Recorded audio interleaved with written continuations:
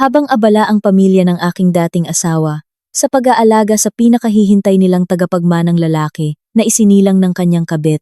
Isang pangungusap mula sa kasambahay, ang nagpabagsak sa kanila, isang katotohanang napakasakit, na naging dahilan upang mahimatay ang aking dating asawa noon din. Ngunit ang araw na iyon, ay nangyari buwan na ang lumipas matapos kong lisanin ang mansyong iyon. May mga pagsasamang nasisira hindi dahil sa nawala na ang pag-ibig, kundi dahil ang tiwala ay lubusang winasak. At may mga babae rin na matapos maranasan ang pinakamatinding sakit, ay pinipiling umalis ng tahimik.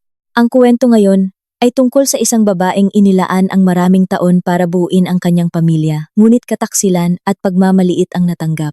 Nang ihanda ng aking abogado ang petisyon para sa annulment at protection order, vow, hindi ako umiyak, hindi nanumbat, at hindi nagmakaawa. Hawak ang mga legal na dokumentong iyon. Tahimik kong isinama ang aking 2 anak palabas ng gate, palayo sa gininto ang hawlang kumulong sa akin, upang magsimula ng bagong buhay mula sa wala. Samantala, inakala ng pamilya ng dati kong asawa na nasa kanila na ang lahat dahil sa inaasam nilang tagapagmana. Hanggang sa isang araw, ang katotohanan ay sumabog. Ano nga ba ang nangyari?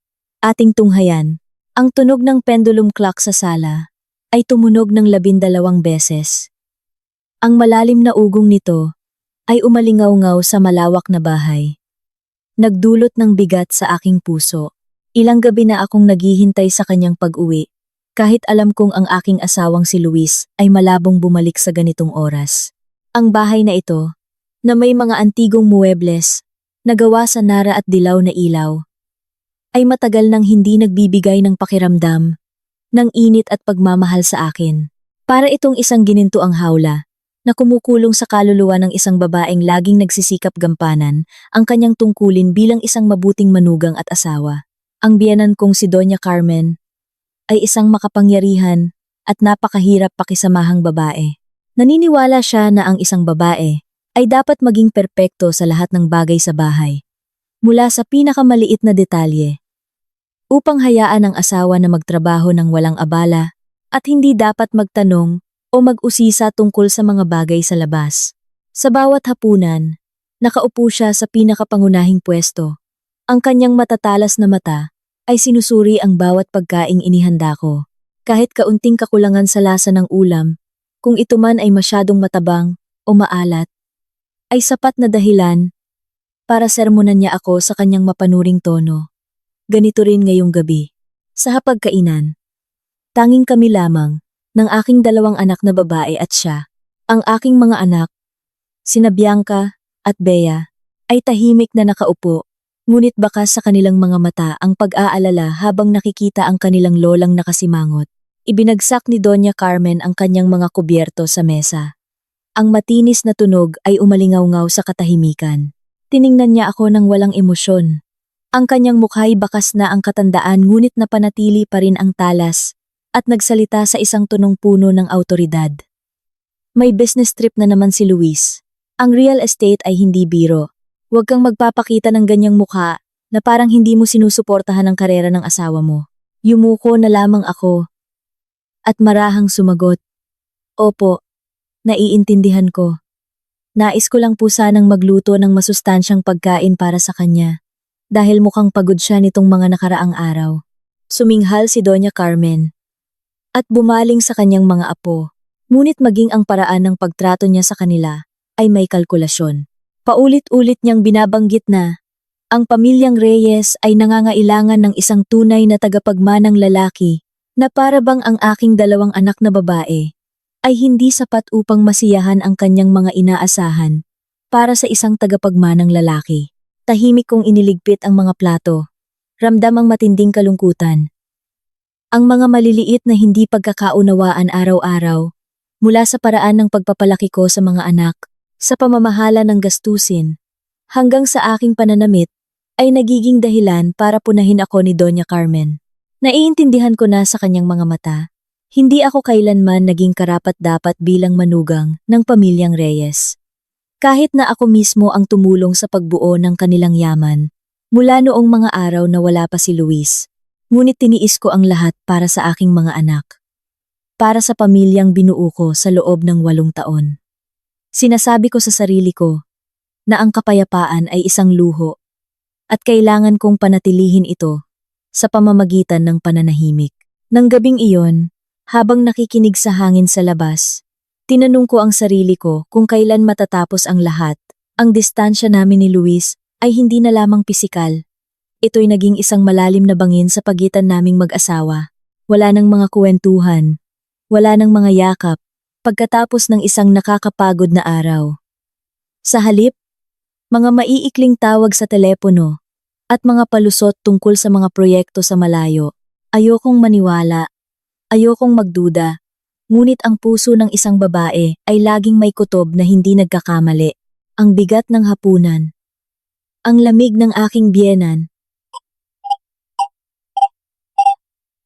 at ang takot sa mata ng aking mga anak lahat, ay mga piraso ng isang basag na larawan na pilit kong pinagdudugtong gamit ang aking mga kamay. Nakatulog ako sa gitna ng kalungkutan, naghahanda para sa isang bukas na hindi ko alam kung ano ang dala. Kinaumagahan, ginising ako ng sikat ng araw. Gaya ng dati, maaga akong gumising para maghanda ng almusal at ihatid ang mga bata sa eskwela bago bumalik sa mga gawaing bahay sa malaking mansyon. Naiwan ni Luis na hindi nakalak ang kanyang sasakyan sa garahe dahil sa pagmamadali. Lumapit ako sa sasakyan, balak kunin ang handbag ko na naiwan ko sa likod. Isang hindi maipaliwanag na udyok ang nagpatigil sa akin. Ang aking mga kamay, na sanay lamang sa pag-aalaga ng aming tahanan, ay nanginginig na nagbukas ng pinto ng sasakyan. May kakaibang amoy sa loob. Hindi ito ang pabango ko. Hindi rin amoy sigarilyo o ang pamilyar na amoy ng leather na gamit ni Luis. Ito ay isang matamis at matapang na amoy ng murang pabango na madalas maamoy sa mga lugar na hindi para sa mga kagalang-galang na tao. Sa upuan sa tabi ng driver, may isang manipis na pink na jacket na gawa sa manipis na lace. Kinuha ko ang jacket at ang puso ko'y parang sinaksak. Hindi ito sa akin. Sigurado ako. Ang estilo ko ay laging simple at disente. Angkop sa isang babaeng may 2 anak at isang haligi ng pamilya sa aspetong emosyonal. Nauupo ako sa loob ng sasakyan. Nangingilid ang mga luha, ngunit pilit kong pinigilan. Napaka-inosente ko para maniwala na ang pagiging mabuting asawa ko ay sapat na para itali ang puso ng isang lalaki. Si Luis, ang aking asawa, ang taong kasama kong bumangon mula sa kahirapan, ang taong kasama kong nagtayo ng isang maliit na kumpanya hanggang sa maging isang malaking negosyo, ay tinataksil ako sa ganito kababang paraan. Maingat kong tiniklop ang jacket at inilagay sa isang plastic bag. Tahimik ang bawat kilos ko. Hindi ako sumigaw o nagwala dahil alam kong wala itong maitutulong. Magmumukha lang akong kaawa-awa sa harap ni Doña Carmen. Ang galit sa akin ay unti-unting napalitan ng isang malamig na pagkamulat. Napagtanto kong matagal na akong nabuhay sa pagkukunwari, sa pagtitiis, at sa mga huwad na pag-asa.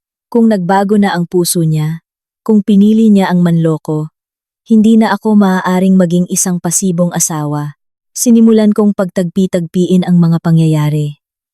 Ang mga business trip na walang tiyak na petsa ng pag-uwi, ang mga malalaking halaga na nawawala sa aming bank account, at ang kanyang pagwawalang bahala sa aming mga anak. Lahat ay naging malinaw na ngayon. Lumabas ako ng sasakyan, isinara ang pinto, at huminga ng malalim para pakalmahin ang sarili. Kailangan kong gumawa ng isang bagay hindi para bawiin ang isang lalaking hindi na sa akin, kundi para protektahan ang karapatan ng aking mga anak at ang aking sariling dangal. Pumasok ako sa bahay, na parang walang nangyari. Nandoon pa rin si Doña Carmen. Umiinom ng tsaa at nanonood ng TV. Paminsan-minsan ay sinusulyapan ako ng may pagduda. Ngumiti pa rin ako. Magalang na sumasagot, ngunit sa aking isip, isang plano na, ang nabubuo. Hindi ako gagawa ng iskandalo. Hindi ako magwawala. Hindi ko sisirain ang pangalan ng pamilyang Reyes. Hindi pa sa ngayon. Tahimik kong iipunin ang lahat ng nararapat sa akin. Matututong maging mas independent sa negosyong dati kong binitiwan. Ang buhay na ito ay hindi lamang tungkol sa kanya. At kung kinalimutan na niya ang aming sumpaan, wala na ring dahilan para panghawakan ko pa ang isang walang lamang pagsasama. Nang gabing iyon, habang katabi ang aking mga anak, hinawakan ko ng mahigpit ang kanilang mga kamay at nangako sa sarili na kahit magunaw man ang mundo, kahit pa ipagkanulo ako ng lalaking tinawag kong asawa, ako pa rin ang magiging pinakamatatag na sandalan para sa kanila. Makalipas ang ilang araw, naging kakaiba ang kapaligiran sa bahay. Umuwi si Luis na mas masaya kaysa dati. Isang bagay na matagal ko nang hindi nakikita. Maging si Doña Carmen ay tila masigla at inutusan akong maglinis ng sala at maghanda ng merienda na para bang may darating na importanteng bisita. Naramdaman kong may mangyayari. Isang bagyo na ang katahimikang ito ang nagsisilbing babala. Gaya ng inaasahan ko, bandang tanghali, pumasok si Luis sa bahay. Kasunod ang isang batang babae. Maganda ang kanyang mukha, maputi ang balat, at moderno ang pananamit. Kabaliktaran ng aking estilo. Tumayo si Doña Carmen. Ang kanyang mukha ay nagliwanag sa isang bihirang ngiti. Lumapit siya sa babae at hinawakan ang kamay nito na parang matagal nang hindi nagkitang kamag-anak. Nakatayo lang ako roon. Pakiramdam ko ay isa akong dayuhan sa sarili kong bahay. Ipinakilala ni Luis ang babae bilang si Katrina. Isang malayong pinsan na kinuha niya bilang personal assistant sa negosyo kaya't pansamantalang titira sa aming guest room. Malayong pinsan at assistant? Napangiti ako ng mapait sa aking isip. Ang paraan ng pagtingin ni Doña Carmen sa kanya ay hindi tulad sa isang empleyado o kamag-anak, kundi tulad sa isang inaasam na kayamanan. Alam ko ang batas. Ang lantarang pagpapatira ng kabit sa iisang bubong ay isang kasong kriminal na concubinage at paglabag sa VAWC, Violence Against Women and Children. Ngunit pinili kong manahimik muna. Hindi ako gagawa ng eksena nang walang sapat na ebidensya. Sinimulan kong obserbahan si Katrina. Hindi siya gumagawa ng gawaing bahay tulad ng sinabi. Palagi lang siyang nasa tabi ni Luis, nagtitimpla ng kape, nagmamasahe ng balikat, o naglalambing. Si Doña Carmen naman ay parang isang mabait na ina na kinukonsinti ang lahat ng ito. May mga pagkakataong nakikita ko silang nagbubulungan at ang kanilang mga mata ay sumusulyap sa akin nang may pagtatagumpay ang bulag na pag-aalaga ni Doña Carmen kay Katrina at ang kataksilan ni Luis ay lumikha ng isang nakakasukang kapaligiran. Alam kong hindi na ako maaaring manahimik pa. Hindi ito tulong. Ito ay isang sabwatan. Isang plano para paalisin ako sa aking posisyon. Nagsimula akong maghanap ng seguridad para sa aking sarili. Kinontak ko ang aking mga dating kaibigan, mga taong matagal ko nang hindi nakikita dahil sa abalang buhay may asawa. Natutunan kong kontrolin ang pananalapi ng pamilya. Nagsimulang kopyahin ang mahahalagang dokumento, ang mga kontrata sa real estate ni Luis na aksidente kong nalaman. Hindi ko alam kung ano ang gagawin ko sa mga ito. Ngunit alam ko na sa mundong ito na puno ng patibong. Ang kaalaman at paghahanda ang tanging sandata ko. Sa bawat araw na lumilipas, nararamdaman kong nagiging mas malamig ako, mas desidido. Si Katrina ay isang tau-tauhan lamang sa kamay ni Doña Carmen. Isang kasangkapan upang matupad ang pagnanais niyang magkaroon ng tagapagmanang lalaki. At para pahirapan ako. Ngunit nagkamali sila. Kung gusto nila ng digmaan, hindi ako aatras. Inihanda ko na ang aking sarili para sa mga darating na mahihirap na araw, kung saan hindi na ako ang asawang martir, kundi isang babaeng lalaban para sa kanyang kalayaan at sa kinabukasan ng kanyang mga anak. Ang mga hapunan ng pamilya mula ngayon ay hindi na lugar para sa aking pagtitiis. Ito na ang magiging larangan ng digmaan, kung saan matututunan kong umalis ng may karangalan. Nagsimula kong mapagtanto na kailangan kong mamuhay ng iba kung gusto kong iligtas ang aking sarili at ang kinabukasan ng aking dalawang anak. Ang mga araw ng pagtitiis, ng pagyuko at pagtanggap ng sisi sa mga bagay na hindi ko naman ginawa, ay tila sapat na para maintindihan kong ang bulag na sakripisyo ay hindi kailanman nagbubunga ng pasasalamat. Sa halip, pinapalago lamang nito ang kasakiman ng iba. Hindi na ako umiiyak. Hindi na naghihintay sa mga sinungaling na tawag ni Luis at hindi na natatakot sa matatalas na tingin ni Doña Carmen sa tuwing tinitingnan niya ang aking pagkain o pananamit. Sa likod ng tahimik na taong naglilinis ng bahay at nagluluto ng masasarap na pagkain, ay isang isipang walang tigil na gumagana. Kinakalkula ang bawat hakbang para sa araw na tuluyan na akong aalis sa lugar na ito. Nagsimula ang lahat sa pagkontrol ko sa pananalapi ng pamilya, na matagal ko nang pinamamahalaan ngunit hindi ko itinuring na sandata. Sinimulan kong suriin ang mga libro ng kita at gastos ng real estate company ni na Luis. Mga dokumentong madalas niyang iwanan. Kung saan-saan, masyadong kumpiyansa si Luis. Naniniwala siyang ang isang mabait at masipag na asawang tulad ko ay hindi kailanman mag-uusisa sa kanyang trabaho. At lalong hindi sapat ang talino para maintindihan ang mga numerong iyon.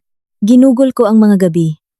Kapag tulog na ang lahat, para pag-aralan ang mga papeles, natutunan kong kunan ng litrato ang mahahalagang kontrata at bank statement na madalas sabihin ni Luis ay para sa kapital ng negosyo. Ang panginginig noong una ay napalitan ng isang malamig na kahinahunan. Napagtanto kong sa mga proyektong real estate na tila kahanga-hanga, may mga malalaking halaga na inilipat nang walang malinaw na layunin.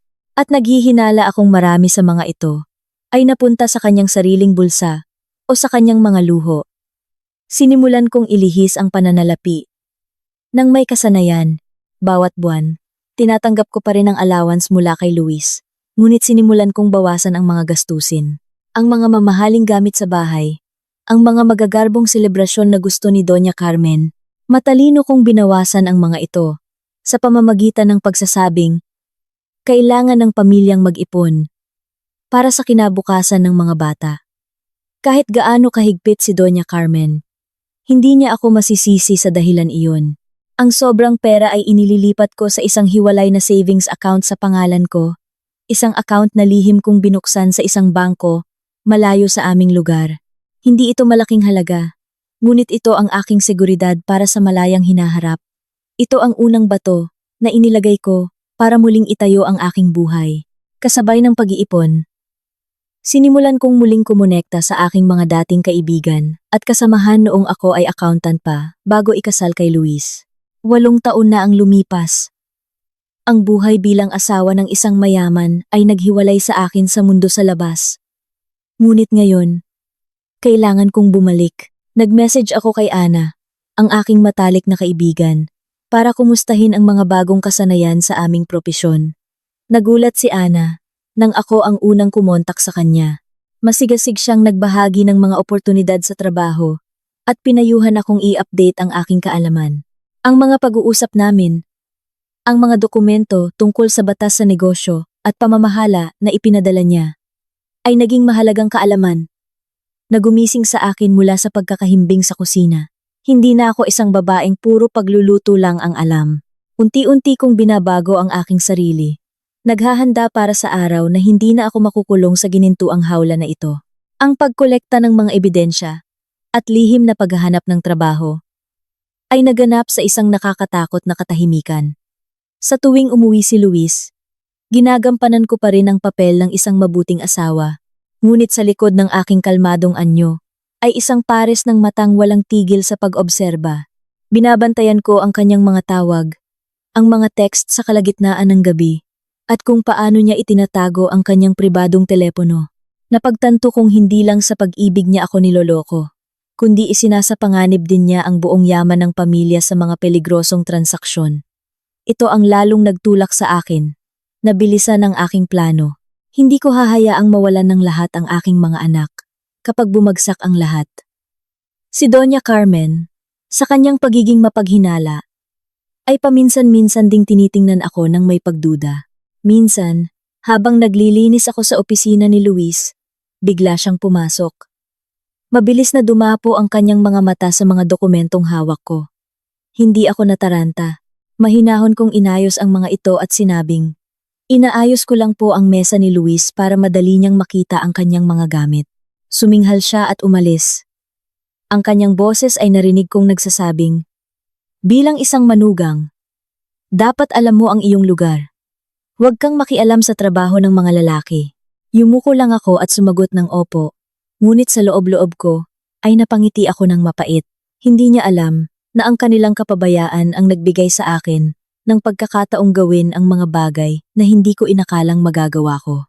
Gabi-gabi, habang tinitingnan ang mga natutulog kong anak, sinasabi ko sa sarili kong kailangan kong magsikap pa. Ginagawa ko ito hindi para maghiganti, kundi para mabuhay. Para protektahan ang mga pinakamamahal ko mula sa pagbagsak na alam kong darating. Ang pagtitiis ay napalitan na ng isang bakal na determinasyon. Hindi na ako natatakot sa mga panunumbat ng biyenan ko. Hindi na nalulungkot sa panlalamig ng asawa ko. Dahil alam kong lahat ng ito ay pansamantala lamang. Ang pag-iipon ng pera, pagkolekta ng ebidensya ng kanyang kataksilan, at pag-aaral muli sa aking propesyon, lahat ay naaayon sa aking plano. Ang mansyon na ito ay pareho pa rin, ngunit hindi na ito ang hawlang kumukulong sa aking kaluluwa. Ito na ngayon ang lugar kung saan tahimik akong naghahanda para sa isang maluwalhating pag-alis. Alam kong darating ang bagyo, ngunit sa panahong iyon, hindi na ako ang marupok na babaeng naghihintay ng awa, kundi ang kapitan na may kumpiyansang maglalayag sa kanyang bangka, patawid sa maalong dagat patungo sa isang payapang daungan. Huminga ako ng maluwag at nakatulog, nang may bihirang kapayapaan, handa na sa lahat ng darating.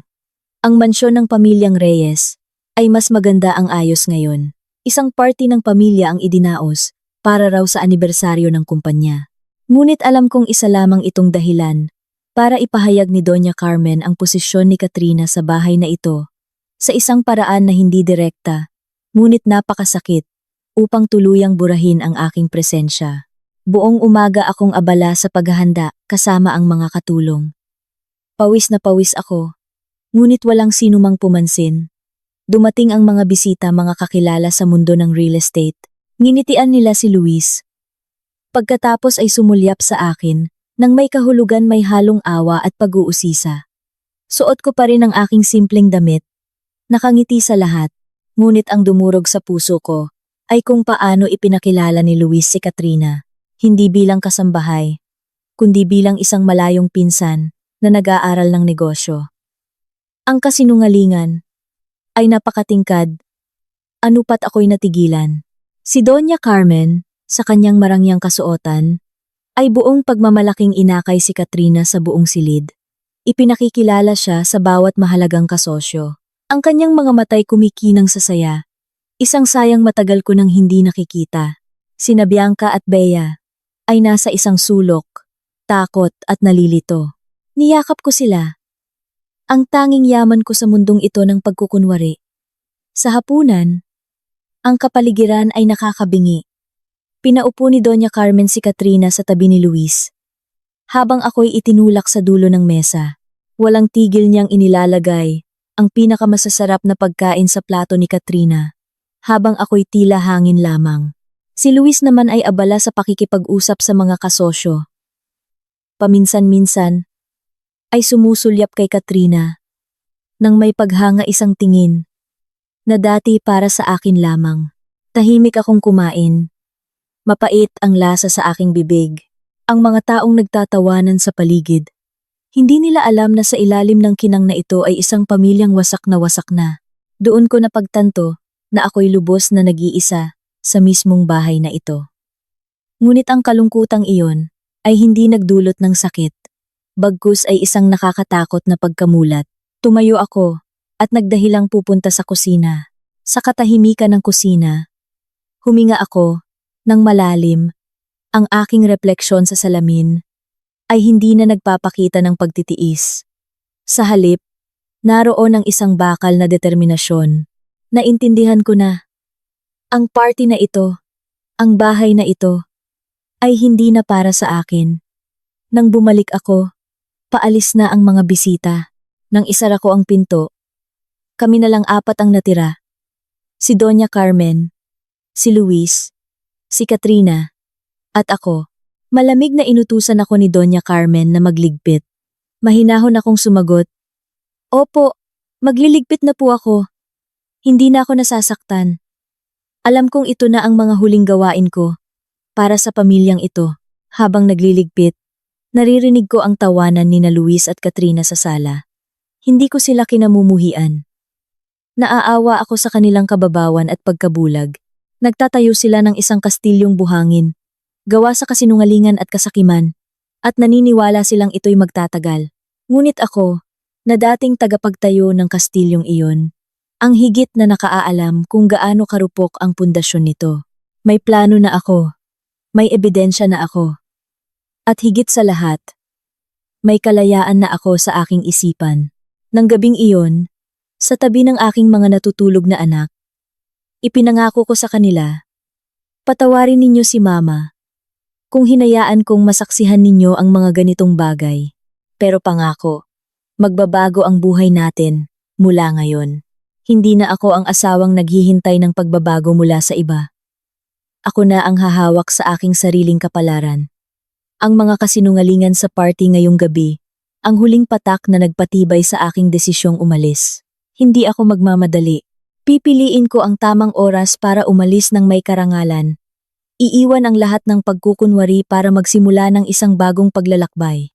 Tinanglawan ng sikat ng araw sa umaga ang aming silid. Ang party kagabi ang huling patak na nag-umapaw sa aking pagtitiis. Nakaupo ako sa tabi ng kama. Pinagmamasdan sina Bianca at Bea. Ang kanilang mga inosenteng mukha, ang tanging malinis na bagay na natitira sa akin sa tahanang ito na nawalan na ng init. Alam kong hindi ko nahahayaang lumaki ang aking mga anak sa isang kapaligirang puno ng kasinungalingan, kung saan ang kanilang ama ay lantarang nagtataksil at ang kanilang lola ay nagpapataw ng matatalas na tingin. Nagising si Bianca at nagtanong, "Mama, bakit hindi po sa kwarto natin natulog si Papa kagabi?" Ang tanong ng isang 7 taong gulang ay parang pumiga sa aking puso. Niyakap ko siya at sinabing, "Abala si Papa sa trabaho, anak." Nagsinungaling ako. Ngunit ito'y isang kasinungalingan ng isang inang sinusubukang protektahan ang kanyang mga anak. Alam kong hindi ko na ito gagawin ng madalas. Nagising din si Bea at bumulong. "Ayoko po sa babaeng yon, Mama. At ayaw ko pong pinipilit tayo ni Lola na tawagin siyang tita." Ang matalas na salita ng bata ay gumising sa akin. Kahit anong tago ko, nararamdaman pa rin nila ang lamig sa bahay na ito. Napagtanto kong ang aking pananahimik, na akala ko'y proteksyon, ay siya palang sumisira sa kanilang kamusmusan. Hinawakan ko ang kanilang mga kamay at nangako ng may buong determinasyon. Pangako ni Mama, hindi niyo na muling maranasan ang ganito. Bibigyan ko kayo ng isang payapang buhay, kung saan ang tawanan ay hindi mapuputol ng mga sigawan o mapanuring tingin. Kahit magsimula tayo sa wala, gagawin ko ang lahat para magkaroon kayo ng isang tunay na pamilya, kung saan may respeto at tunay na pagmamahal. Tumingin si Bianca sa akin. Tila naintindihan ang kaseryosohan sa aking mga salita. Hinigpitan niya ang hawak sa aking kamay. Tumayo ako at tiningnan ang aking notebook ng mga plano. Ang bawat numero, bawat ebidensya ng kataksilan ni Luis ay hindi na mga simbolo ng sakit, kundi mga tiket namin patungo sa kalayaan. Hindi na ako galit kay Luis. Sa halip, isang kakaibang kapanatagan ang naramdaman ko.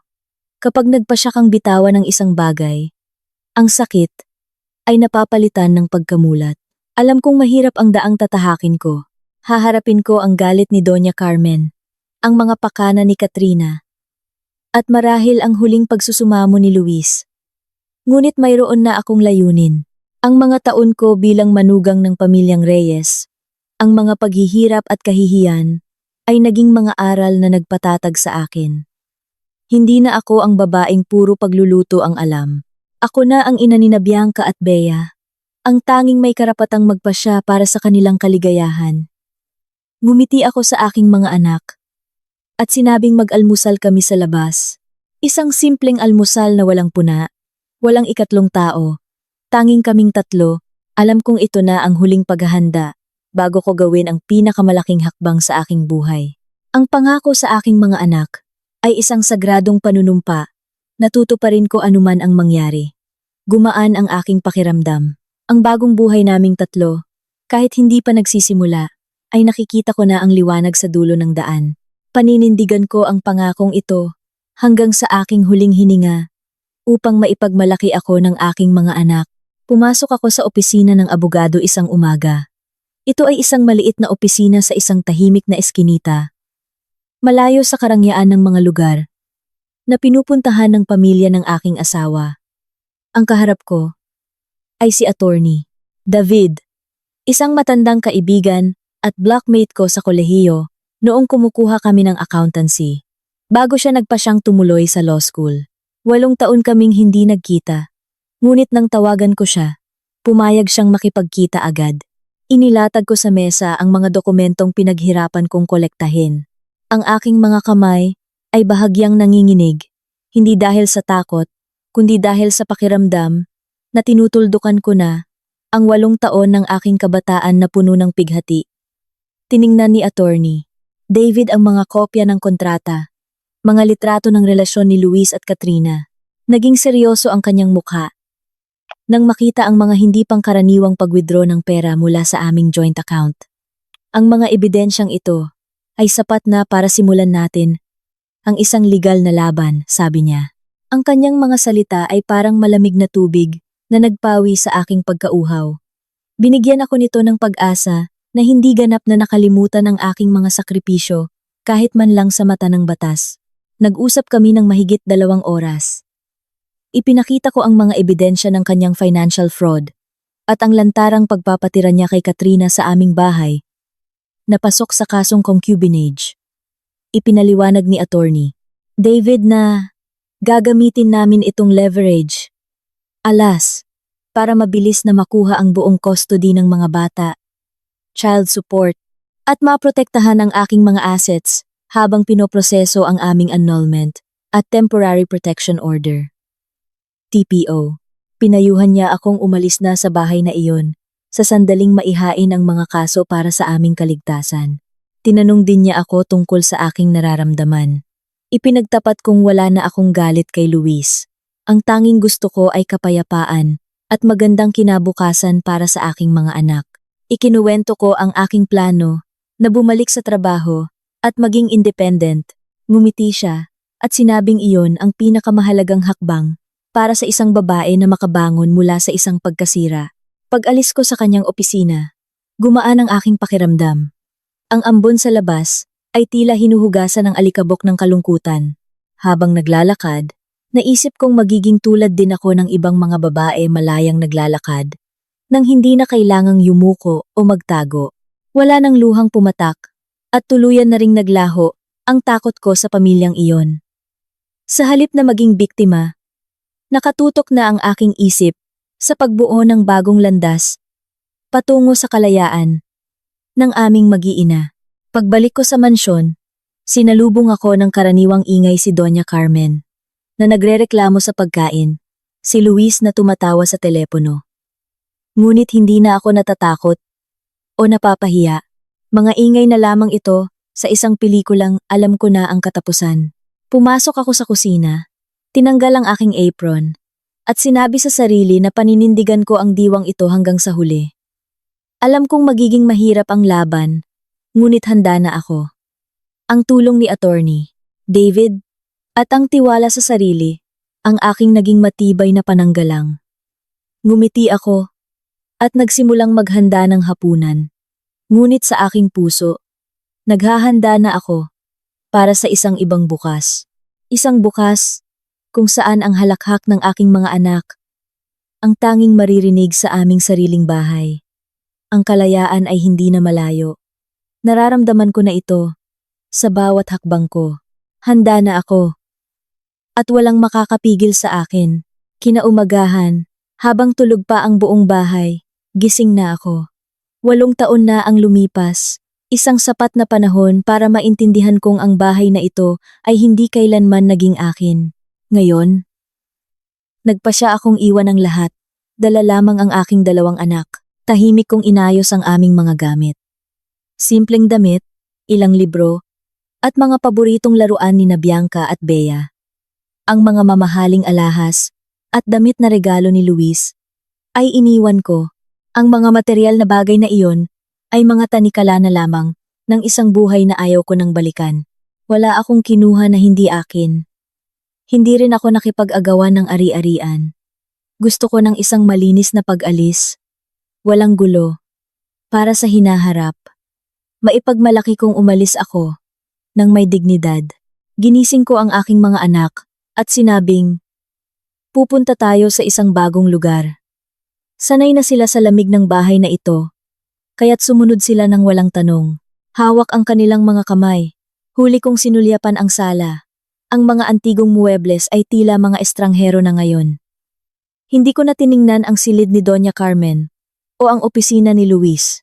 Ang katahimikan ng mansyon ang huling naghatid sa akin, palabas ng ginintuang hawlang kumulong sa aking kabataan. Isinara ko ang mabigat na pinto. Ang tunog nito'y isang tuldok sa isang kabanatang puno ng sakit. Paglabas ko sa gate, isang malamig na hangin ang dumampi sa akin at naramdaman ko ang isang kakaibang kalayaan. Walang luhang pumatak, walang pagsisisi, tanging isang matibay na paniniwala na mula sa sandaling ito, magsisimula na ang tunay na buhay naming tatlo. Tiningnan ko ang aking mga anak at nakita sa kanilang mga mata ang kapayapaang matagal nang ipinagkait sa kanila. Naglakad kami palayo, hindi na lumingon sa mansyon ng pamilyang Reyes. Para sa akin, isa na lamang itong malayong alaala. Ang buhay sa hinaharap, kahit mahirap, ay magiging akin. Hindi ko na kailangang mag-alala kung masarap ba ang pagkain para kay Doña Carmen. Hindi na kailangang matakot sa pag-uwi ni Luis. Hindi na kailangang yumuko sa presensya ni Katrina. Bawat hakbang ay magaan. Bawat hininga ay may lasa ng kalayaan. Iniwan ko ang yaman at ang pangalan, ngunit nabawi ko ang karapatan kong maging isang ina, ang karapatang maging may-ari ng sarili kong buhay. Alam kong mahirap ang daan. Magsisimula ako sa wala. Ngunit para sa akin, iyon ang pinakatotoong simula. Ngayong araw ng aking pag-alis, hindi kalungkutan ang dala ko, kundi pag-asa at pananampalataya. Papalakihin ko ang aking mga anak na maging independent, may respeto sa sarili. Iyon ang pinakamalaking pamana na maibibigay ko sa kanila. Isang pamanang hindi mula sa pera ng pamilyang Reyes, kundi mula sa katapangan ng isang inang piniling maging malaya. Paalam mansyon. Paalam, mga kasinungalingan. Naglakad ako ng diretsyo, kung saan ang sumisikat na araw ay naghihintay sa aming tatlo upang simula ng isang bago at mas matatag na buhay. Ang unang gabi sa aming maliit na inuupahang kwarto, sa isang eskinita sa syudad ay hindi ako nakatulog. Kahit napakaliit lamang ng inuupahan naming espasyo, para sa akin, mayroon itong kakaibang lasa ng kapayapaan. Dito, malaya akong huminga, malayo sa mapanuring mata at mga kalkulasyon. Nakatagilid akong nakahiga, pinagmamasdan ng aking mga anak na natutulog sa sahig. Mula ngayon, tunay na tayong magkakasama, hindi na nakadepende kanino man. Ang mga unang araw ay puno ng paghihirap. Natuto akong mag-budget sa bawat sentimo, isang bagay na hindi ko pinoproblema noon. Ngunit, ang pagtitipid na iyon ang nagturo sa akin na pahalagahan ang halaga ng pera. Matapos ang isang linggo, nagsimula akong maghanap ng trabaho. Kahit matagal nang wala sa labor market, sa tulong ng aking kaalaman sa accounting at karanasan sa pamamahala, hindi ako nahirapang matanggap bilang sales staff sa isang construction supply company. Sa unang araw ng interview, simple lang ang aking suot. Tinanong ako ng may-ari kung bakit gusto kong bumalik sa ganitong trabaho. Sinabi ko lang na gusto kong mahanap muli ang halaga ng aking sarili para sa aking mga anak. At dahil sa katapatang iyon, tinanggap niya ako. Hindi madali ang trabaho. Araw-araw, maaga akong gumigising, naghahanda para sa mga bata, bago magmadali papunta sa opisina. May mga hapon na pagod ako, ngunit kapag nakikita ko ang aking mga anak, na masayang ipinapakita ang kanilang mga perpektong marka, nawawala ang lahat ng pagod. Natuto akong maging propesyonal, matuto ng mga bagong kasanayan, at hindi tumanggi sa anumang trabaho. Hindi na ako ang babaeng puro porma o pagluluto lang ang alam. Naging praktikal at matalino ako. Kapag inaalala ko ang buhay ko sa pamilyang Reyes, para itong isang mahabang panaginip na kagigising ko lang. Ang mga kahihiyan, ang mga panunumbat ng biyenan, ang mga luhang pilit kong nilunok lahat ay mga kupas na alaala na lamang. Minsan, habang nagtatrabaho, napapangiti ako. Ang kaligayahan pala ay hindi nasa yaman o pekeng karangalan, kundi nasa kalayaan at kapangyarihang magpasya para sa sarili. Ang kalayaang mayroon ako ngayon. Kahit na pinagpaguran, ang pinakarapat-dapat na kapalit. Hindi na ako ang manugang ng pamilyang Reyes. Ako na lamang ang ina nina Bianca at Bea. Isang babaeng nagsisikap para sa kanilang kinabukasan. Ang aming buhay ngayon, kahit simple, ay puno ng tawanan at pag-unawa.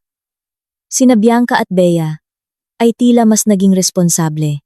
Sa tuwing nakikita nila akong pagod, yayakapin nila ako at mamasahehin. Ang mga sandaling iyon, ang gamot sa lahat ng aking sugat. Alam kong marami pang pagsubok, tulad ng annulment at custody. Ngunit hindi na ako natatakot. Natuto akong maging matatag, at higit sa lahat, natagpuan ko ang aking sarili. Patuloy akong magsisikap para ang munting kwartong ito ay maging isang tunay na tahanan, kung saan ang pagmamahal at dignidad ang laging nauuna, upang sa kanilang paglaki, maipagmalaki nila ang katatagan ng kanilang ina. Habang unti-unti kaming namumuhay ng payapa, ang mga balita mula sa dati kong tahanan ay patuloy na kumakalat. Ang pinakamalaking balita, buntis si Katrina. Ang balitang ito ay nagdulot ng labis na kagalakan sa pamilyang Reyes.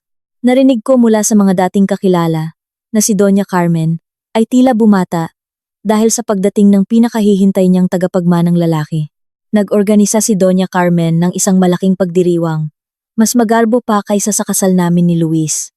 Sa party, si Katrina ang sentro ng atensyon. Nakasuot ng mamahaling damit, habang si Doña Carmen ay walang tigil sa pag-aasikaso sa kanya. Naiisip ko ang eksena kung saan si Doña Carmen, na dating pumupuna sa akin sa pinakamaliit na bagay, ay ngayon ay naglilingkod sa ibang babae na parang reyna. Ang kaibahan ay napakasakit. Ngunit ito ang malinaw na patunay ng kanyang makalumang pag-iisip, kung saan mas mahalaga ang dugo ng tagapagmana kaysa sa pagkatao o utang na loob. Ang pinakamasakit ay ang panlalamig nila, kina Bianca at Bea. Ang mga batang dati niyang mahal ay tila nabura na sa kanyang isipan.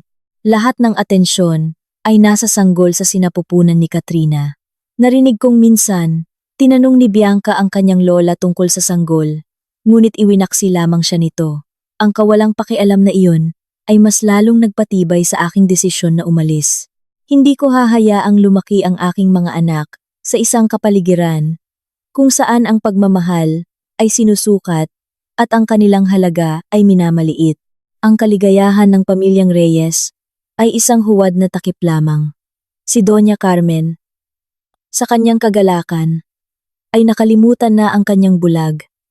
Napagtangkilik ang nagbigay daan sa isang malaking kasinungalingan.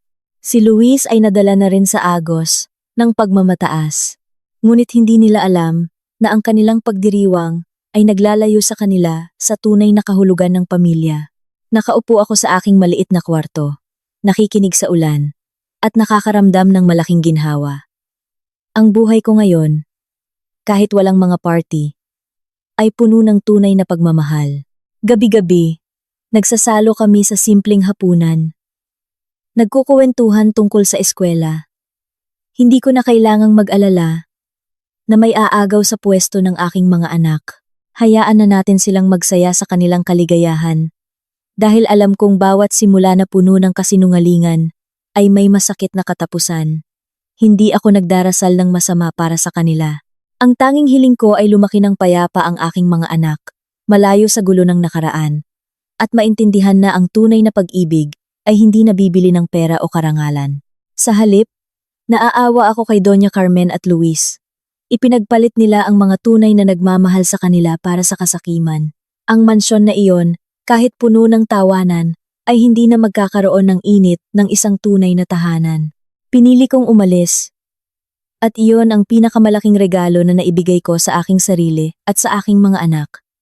Ang katotohanan, maaga man o huli, ay lalabas din.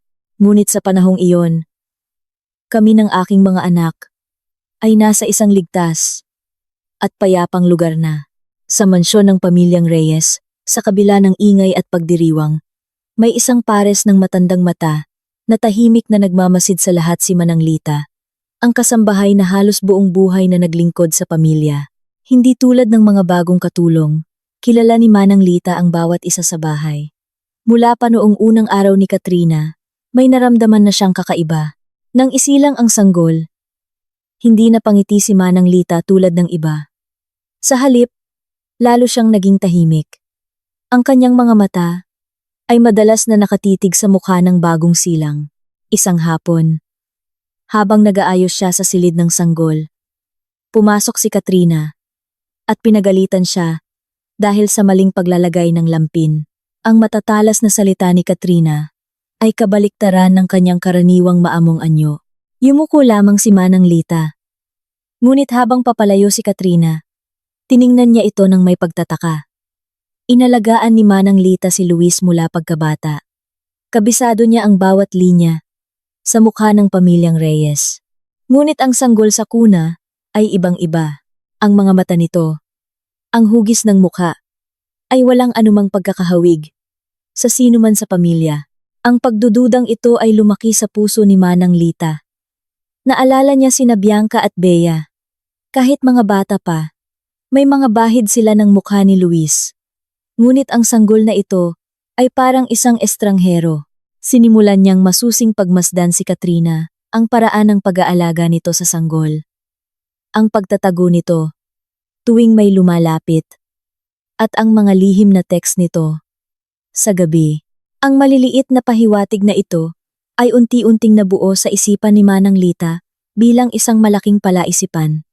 May lihim ba sa likod ng lahat ng ito? Ang kaligayahang inaalagaan ni Doña Carmen ay isa bang matamis na patibong? Naramdaman ni Manang Lita ang panghihinayang para kay Doña Carmen na naging bulag at nagtiwala sa isang bagong dating. Ang pananahimik ni Manang Lita ay hindi dahil sa takot, kundi dahil kailangan niya ng patunay. Itinago niya ang kanyang mga iniisip, naghihintay ng tamang pagkakataon. Habang lumalaki ang bata, lalong naging halata ang pagkakaiba. Hindi na niya kayang magbulag-bulagan. Sa tuwing tinatawag ni Doña Carmen ang sanggol na aking tagapagmana, isang kaba ang sumisidhi sa dibdib ni Manang Lita. Nagpasya siyang manahimik pa rin, ngunit ang kanyang mga mata ay mas naging mapagmatiyag. Alam ni Manang Lita na sa bahay na ito, isang maliit na pagkakamali lang at lahat ay guguho na parang isang kastilyong buhangin. Ang pagdududa ay naging isang mabigat na pasanin sa matandang babae. Natahimik na nagbabantay sa mga lihim ng isang pamilyang nasa bingit ng panlilinlang.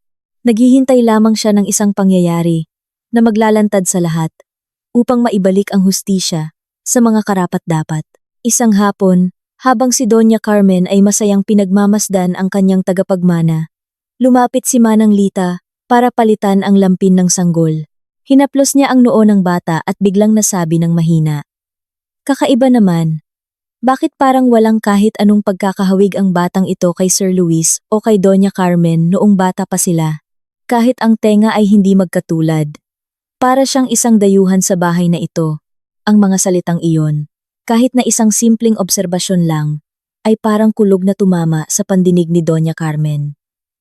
Biglang nanigas ang kanyang mukha, at ang mga ugat sa kanyang noo ay lumitaw. Sinampal niya ang mesa, at galit na sumigaw. Inuutusan si Manang Lita na ingatan ang kanyang bibig at huwag magsalita ng kalokohan. Ipinilit niyang dugo at laman ng pamilyang Reyes ang bata. Natakot si Manang Lita at humingi ng tawad, ngunit ang pag-aalala sa kanyang mga mata ay hindi nawala. Subalit, ang galit ni Doña Carmen ay hindi sapat para patayin ang apoy ng pagdududa sa isip ng isa pang tao, si Luis, na tahimik na nakatayo sa likod ng isang pader. Narinig ni Luis ang lahat. Lumabas siya mula sa dilim. Ang kanyang mukha ay hindi na masaya, kundi puno ng malalim na pag-iisip. Tiningnan niya ang sanggol. Pagkatapos ay ang kanyang ina, na may kakaibang tingin. Hindi siya nagsalita. Hindi pinagalitan si Manang Lita, Bagkus ay tahimik na umalis, iniwan ang pagkalito ng kanyang ina. Ang pananahimik ni Luis ang unang senyales ng pagkasira ng tiwalang itinayo sa mga kasinungalingan ni Katrina. Nang gabing iyon, hindi pumasok si Luis sa silid ni Katrina. Mag-isa siyang nakaupo sa kanyang opisina. Iniisip ang lahat. Naalala niya ang mga pag-alis ni Katrina, ang mga lihim na text. Dati, dahil sa sobrang tiwala, hindi siya nagduda. Ngunit ngayon, ang mga salita ni Manang Lita ay parang karayom na tumusok sa huwad na pag-asang kanyang pinanghahawakan. Kinuha niya ang litrato ng sanggol at sinuri ito ng mabuti. Ang dugo ng pamilyang Reyes, na siyang pinakamahalaga para kay Doña Carmen, ay naging isang mabigat na pasanin sa kanyang balikat. Nagtanong siya sa sarili, masyado ba siyang naging padalos-dalos sa pagtanggap sa isang babaeng hindi niya lubos na kilala? Ang pagdududa ay nagsimulang kumalat sa kanyang isipan, dahilan para hindi na siya maniwala sa matatamis na salita ni Katrina. Ang pagdududang iyon ay hindi lang tungkol sa bata, kundi sa pagguho ng isang paniniwala, ng isang desisyon na inakala niyang pinakamaluwalhati sa kanyang buhay. Naging napakabigat ng hangin sa bahay ng mga Reyes, ng gabing iyon. Walang nagsasalita. Ngunit ramdam ng lahat, ang paparating na bagyo, ang mga salita ni Manang Lita, ang naging mitsa sa sunod-sunod na trahedya ng mansyon na ito. Ayon sa kwento sa akin ni Manang Lita, nang magkausap kami kalaunan, naging marahas ang tapatan sa mansyon ng gabing iyon. Hininga ni Luis ng paliwanag si Katrina tungkol sa mga pagdududa sa bata. Anong problema mo? Naniwala ka ba sa mga tsismis at paninira ng matandang kasambahay na yan para pagdudahan ako? Galit na sigaw ni Katrina habang sinusubukang magkaila. Ngunit hindi natakot si Manang Lita. Humarap siya kay Luis at naglakas loob na magsalita. Sir, nakita ko po ang mga lihim na mensahe sa kanyang telepono mula sa kanyang dating kasintahan at narinig ko mismo sa kusinang ito na pinag-uusapan nila ang tungkol sa tunay na ama ng bata. Susugurin sana ni Katrina si Manang Lita ngunit mas mabilis si Luis. Itinulak niya si Katrina palayo at sa sandaling iyon, galit niyang inihagis ang folder ng DNA test sa mesa. Ito ang resulta ng DNA test, Katrina. Hindi ko kailangan ng tsismis dahil hawak ko na ang katotohanan. Nanginginig sa galit na sigaw ni Luis. Ang biglaang pagkabigla ay napakatindi. Humawak si Luis sa mesa. Pagkatapos ay biglang bumagsak. Tumama ang kanyang ulo sa sahig. At siya'y hinimatay sa gitna ng kaguluhan. Ang sigaw ni Katrina. Ang pagsigaw ni Doña Carmen. At ang iyak ng bata ay sumabay sa kulog sa labas. Ang katotohanan ay inilantad sa pinakamalupit na paraan. Hila ang pagbagsak ng isang buong pamilya. Matapos malantad ang katotohanan ng gabing iyon, hindi na pinalipas ni Luis ang oras. Pinalayas niya si Katrina. Nang walang awa sa gitna ng malakas na ulan, itinapon ang lahat ng gamit nito sa labas ng mansyon, habang si Katrina ay umiiyak at nagmamakaawa sa kalsada. Maging si Doña Carmen ay malamig na tumalikod sa kanya. Kinaumagahan, ang mansyon ay napakatahimik at malungkot. Naroon pa rin ang mga mamahaling gamit, ngunit ang kaluluwa ng bahay ay tila patay na. Si Doña Carmen, ang babaeng dati puno ng kapangyarihan, ay nakayuko na lamang sa sopa. Mukhang tumanda ng 10 taon sa isang gabi. Tinititigan niya ang litrato ng sanggol na dati niyang ipinagmamalaki. Habang si Luis naman ay lumabas mula sa opisina na tila wala ng buhay. Ang pagkasira ng pamilyang Reyes ay hindi dahil sa karahasan, kundi dahil sa pagguho ng tiwalang itinayo sa pagkabulag. Naramdaman ko ang sakit ni Doña Carmen. Inilaan niya ang kanyang buhay para sa dangal ng pamilya, ngunit siya mismo ang nagpasok ng isang manloloko. Ang sakit niya ay hindi lang dahil sa pagkadismaya, kundi sa kahihiyang naging katawa-tawa siya sa mata ng iba. Hindi na pinansin ni Luis ang kanyang ina. Umupo siya at inilapag ang resulta ng DNA test sa mesa. Kinuha ito ni Doña Carmen. Kahit alam na niya ang resulta, hindi niya napigilang umiyak nang makita ang katotohanan. Nagkamali siya sa pagtrato sa akin, sa pagpilit kay Luis na maghanap ng tagapagmana, at sa pagtangkilik kay Katrina. Ang pagkasira ng pamilyang Reyes ay hindi lang dahil sa pagkawala ng isang apo, kundi dahil sa pagkasira ng lahat ng moral na halaga.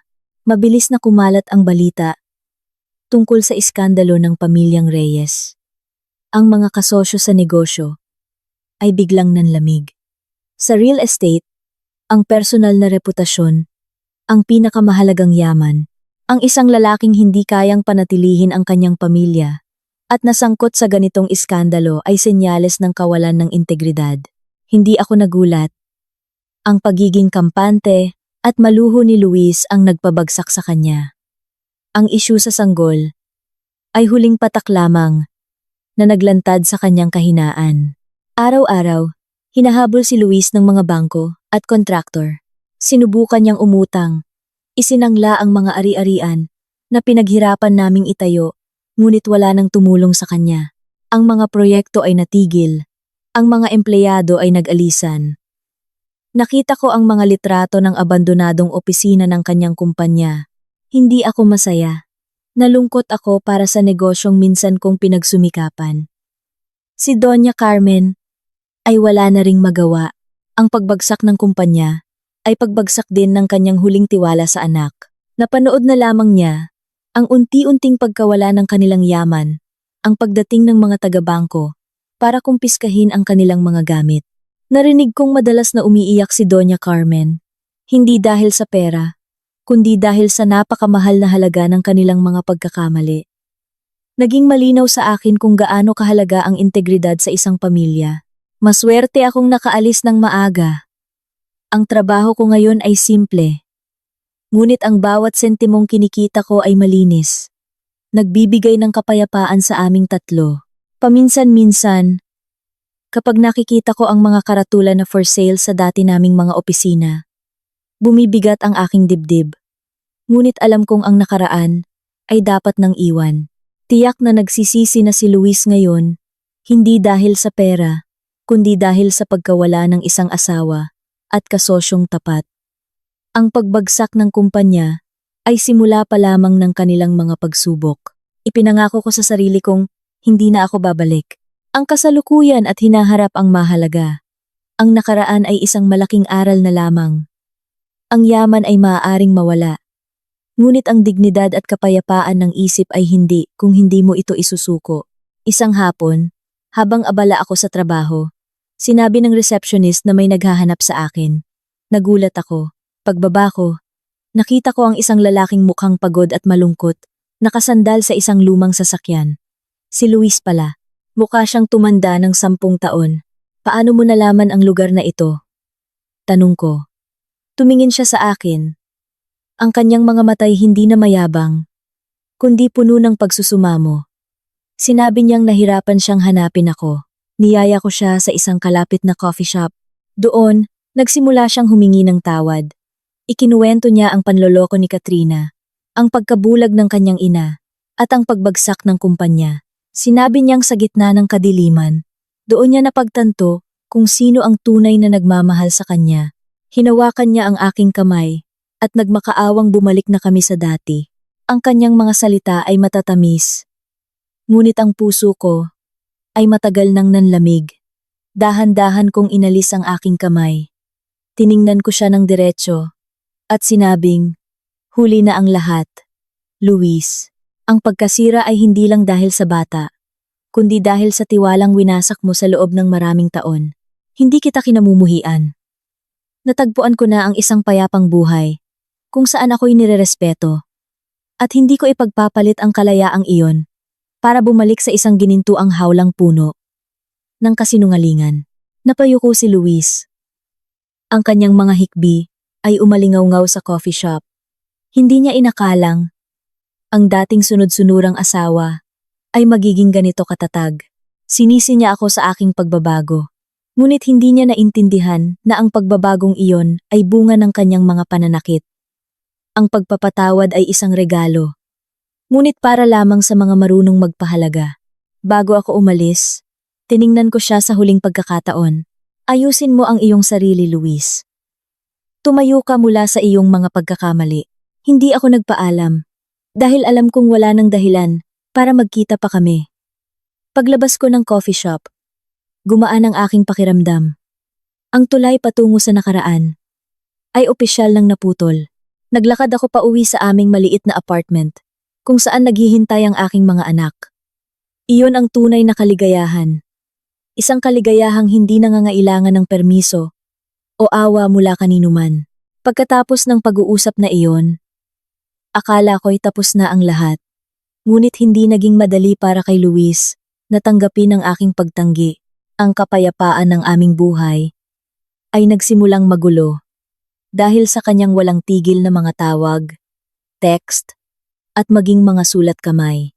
Sa tuwing nakikita ko ang mga sobre sa aking mesa, kumikirot ang aking puso, hindi dahil sa pananabik, kundi dahil sa pagbabalik ng bigat ng nakaraan. Alam kong sa likod ng mga salitang iyon ay isang malaking pagsisisi, ngunit sapat ba ang mga iyon para pagalingin ang isang pusong minsan nang nadurog? Pinili kong manahimik. Hindi ko binuksan ang mga sulat. Hindi sinagot ang mga text. Kung babasahin ko, baka lumambot na naman ang aking puso. At ang siklo ng sakit ay muling magsisimula. Inilagay ko ang mga sulat sa isang maliit na kahon. Habang dumarami ang mga sulat, nagiging simbolo ito ng kanyang desperadong pag-asa at ng aking matatag na desisyon. Ramdam din ng aking mga anak ang pagbabago. Naging mas tahimik sila. Hindi na nagtatanong tungkol sa kanilang ama. Minsan, nakikita nila akong nakatitig sa kahon at tatanungin ni Bianca, "Malungkot po ba kayo, Mama?" Sa mga sandaling iyon, nawawala ang lahat ng aking pag-aalinlangan. Napagtanto kong ang hindi pagsagot ay hindi kalupitan, kundi ang pinakamalaking pag-unawa na maibibigay ko para sa aming tatlo. Maraming gabi, iniisip ko ang salitang pagpapatawad. Sabi nila, ito raw ay para sa sariling kalayaan.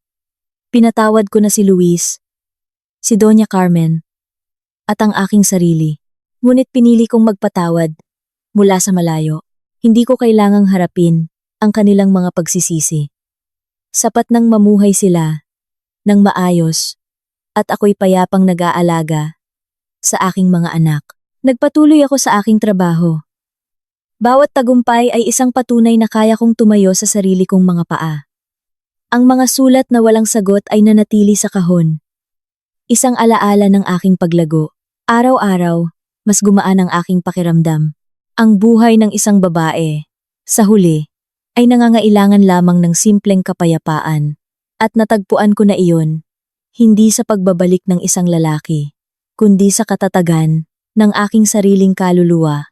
Isang maulang hapon, habang paalis na ako sa trabaho, mayroon na namang naghahanap sa akin. Pagbaba ko, nakita ko ang isang babaeng nakayuko sa upuan si Doña Carmen. Mas payat siya, ang kanyang mamahaling damit ay maluwag na sa kanya.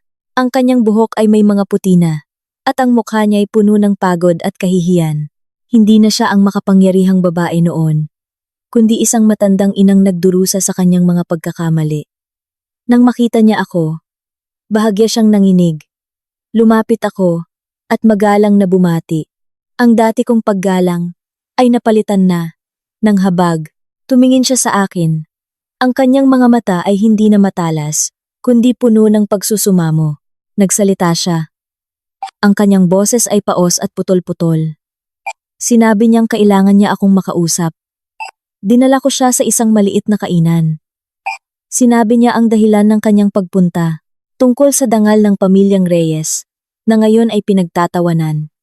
Tungkol sa kumpanyang malapit nang bumagsak. Tumingin siya sa akin, namumula ang mga mata. At sinabing kailangan kong bumalik. Kung babalik lang daw ako bilang asawa ni Luis, matitigil ang lahat ng tsismis at manunumbalik ang kanilang dangal. Nangako siyang ituturing akong parang tunay na anak. Nakakatawa ang kanyang alok. Ang taong dating nagtulak sa akin paalis, ay siya ngayong nagmamakaawang bumalik ako para iligtas ang isang hungkag na pangalan. Kalmado kong sinabi, hindi na po ako babalik. Ipinaalala ko sa kanya ang 8 taon kong paglilingkod, na lahat ay binalewala. Ang dangal na gusto niyang iligtas, ay isang basag na salamin na hindi na maibabalik. Sinabi kong hindi ako isang display o palamuti na maaaring ilagay at alisin kung kailan ninyo lang gusto. Ako ay isang babaeng may dignidad. Natigilan si Doña Carmen. Marahil ito ang unang beses na may tumanggi sa kanya ng diretsahan. Nakiusap pa rin siya para sa kapakanan daw ng mga bata. Ngumiti ako at sinabing, ang kailangan po ng mga bata ay isang masayang ina, hindi isang inang nabubuhay sa kasinungalingan at pagtitiis. Tumingin sa akin si Doña Carmen na tuliro. Kung hindi dahil sa dangal, ano pa ang matitira sa pamilya? Tanong niya. Nang may pangangatog, ngumiti ako ng may awa at sumagot. Ang pamilya po ay kung saan ka nakakahanap ng kapayapaan. Kung saan ka nirerespeto at minamahal ng walang kondisyon. Ang pamilyang Reyes na binuo nyo ay puro porma lamang, ngunit walang laman. Naaalala niyo po ba noong may family reunion tayo? Magdamag akong naghanda ng pagkain. Para lang sa isang walang ganang tango mula sa inyo. Akala ko po, kung magiging sapat ako, makikita ninyo ang aking halaga. Pero hindi niyo po ako nakita. Ang nakita niyo lang ay isang imahe ng manugang na hinulma niyo. Kailangan niyo ng isang babaeng tahimik, sunod-sunuran. Hindi niyo kailangan ng isang manugang na may puso at sariling pangarap. Natahimik si Doña Carmen. Bago ako tumayo, hinawakan ko ang kanyang kamay ng magaan. Hayaan niyo pong si Luis ang umayos sa kanyang mga pagkakamali. Hanapin niyo rin po ang kapayapaan para sa inyong sarili. Hindi ako nagagalit. Sana po ay maging payapa na rin kayo. Doon tuluyang umalis si Doña Carmen, natalunan. Ang kanyang anino ay malungkot sa gitna ng maraming tao. Pagkaalis niya, matagal pa akong nanatili sa maliit na kainan. Habang papalubog ang araw, gumaan ang aking pakiramdam. Handa na akong magpatuloy sa aking daan malaya, matatag, at buo. Hindi nagtagal matapos ang mga huling pagkikita naming iyon kay Doña Carmen at Luis. Nabalitaan ko rin ang naging kahabag-habag na sinapit ni Katrina. Ang mga kaibigan niyang mayayaman, na nakinabang sa kanyang koneksyon sa mga Reyes, ay bigla siyang tinalikuran. Ang mga tawag niya ay hindi na sinasagot. Ang mga negosyanteng dati niyang ipinagmamalaki ay tinitingnan na siya ngayon na parang isang hamak na pulubi. Doon niya napagtanto na ang karangyaang tinamasa niya ay hiram lamang mula sa pangalan ng babaeng kanyang sinira ako. Bumagsak ang buhay ni Katrina mula sa malaking silid. Napunta siya sa isang masikip at mainit na kwarto. Ibinenta niya ang kanyang mga mamahaling damit para may makain. Nagtrabaho siya sa mga gawaing dati niyang minamaliit. Ang pangungutya mula sa mga taong dati niyang kasama. At maging sa mga bago niyang katrabaho. Ang nagpatikim sa kanya ng mapait na bunga ng kanyang ambisyon. Natutunan niyang harapin ang kahirapan, kalungkutan, at ang katotohanan tungkol sa kanyang sarili. Nawala sa kanya ang lahat. Dangal, respeto, at higit sa lahat, ang kakayahang magtiwala. Minsan, nakita ko siya sa daan. Payat, malungkot ang mga mata.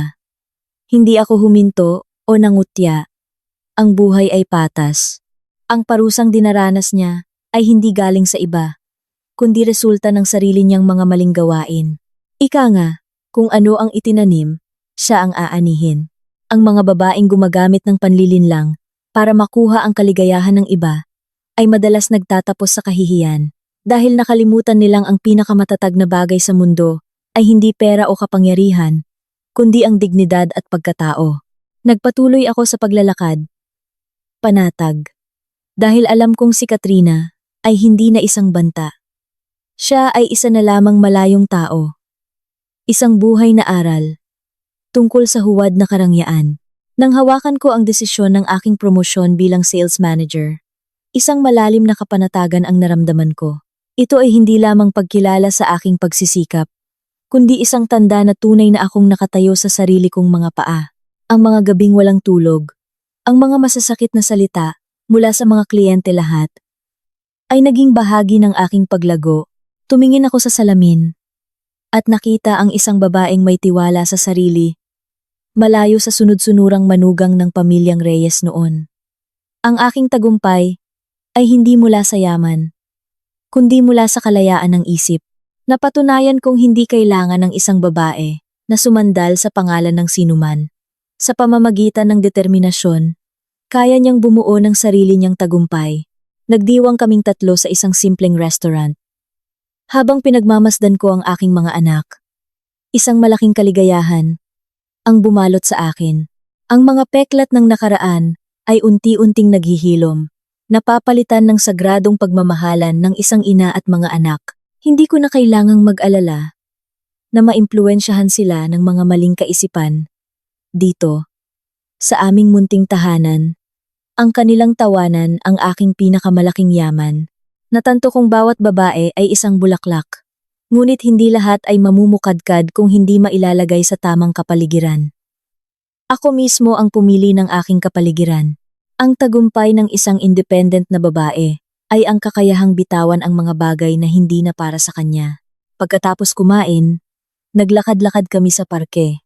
Ang mga lumang sama ng loob sa pamilyang Reyes ay mga tsismis na lamang na tila tungkol sa ibang tao. Iniwan ko ang nakaraang puno ng luha para yakapin ang isang kasalukuyang puno ng pag-asa. Ang hinaharap ay may mga hamon pa, ngunit hindi na ako natatakot. Patuloy akong magsisikap, hindi para patunayan ang sarili kanino man, kundi para pangalagaan ang kapayapaan, kalayaan, at karangalan ng isang ina. Isang hapon, habang naglalaro ang aking mga anak sa parke, napagtanto kong ibinalik sa akin ng panahon ang aking sarili. Ang babaeng dating nawawala sa isang walang pag-ibig na pagsasama ay natagpuan na ang kanlungan sa sarili niyang kaluluwa. Ang mansyon ng mga Reyes ay isa na lamang mamahaling aral. Ang kaligayahan, natutunan ko, ay hindi nasa pag-aari, kundi sa kapayapaan ng pagiging malaya. Ang pinakamalaking tagumpay ko ay makita sina Bianca at Bea na lumalaki sa pagmamahal at kalayaan, malayo sa mga lason ng nakaraan. Tumakbo si Bianca palapit sa akin, may dalang isang bulaklak. "Kayo po ang pinakamagandang babae, Mama," sabi niya. Niyakap ko siya, at ang lahat ng aking paghihirap ay tila nagbunga sa sandaling iyon. Ako ay isang ina na naglakas loob na magbago para sa ikabubuti ng kanyang mga anak.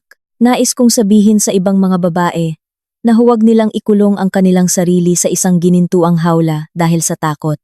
Ang pagpili ay laging nasa ating mga kamay. Ang aking karera ay patuloy na umuunlad. Ang aming buhay ay mas nagiging matatag. Hindi na ako naghihintay ng isang lalaking sasagip sa akin. Ang kaligayahan para sa akin ngayon ay ang kakayahang alagaan ng aking mga anak at buuin ang isang mundo kung saan kami ang may-ari. Ang katatagang iyon ay hindi nasusukat sa pera, kundi sa kapayapaan ng loob at sa ngiti sa mukha ng aking mga anak. Ang nakaraan ay isang mabigat na nota lamang sa musika ng aking buhay.